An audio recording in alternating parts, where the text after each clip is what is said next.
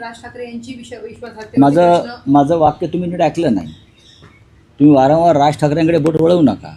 मी वारंवार सांगतोय की त्यांना हा निर्णय मान्य नाही, हे त्यांनी स्वतः सांगितलेलं. खालच्या पातळीवरती जर कोणी घेतला असेल, तुम्ही एका पक्षावर निवडून येता आणि पक्षाच्या मूळ भूमिकेपासून दूर जाता. ते कुठल्याही पक्षाचे असतील, ते मनसेचे असतील, शिवसेनेचे असतील. 2 लोक शिवसेनेचे मशालवरचे सुद्धा त्यांच्याबरोबर आहेत ना. सगळ्यांचीच विश्वासार्हता पणाला लागलेली आहे, सगळ्यांचीच. आणि निवडून आलेला माल ताबडतोब विकायला बाजारात येतो. आम्ही निवडून आणायचं, हां, कसे नरडी गरम करायची, साधनं द्यायची आणि निवडून आलेला माल ताबडतोब बाजारामध्ये उभा राहतो. बरं का? आम्स्टरडॅमला कधी गेलात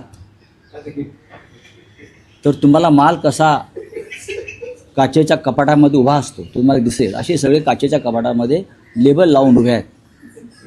हे राजकारण महाराष्ट्रातलं गेल्या काही काळापासून अत्यंत खालच्या पातळीवर गेलेलं आहे. चला.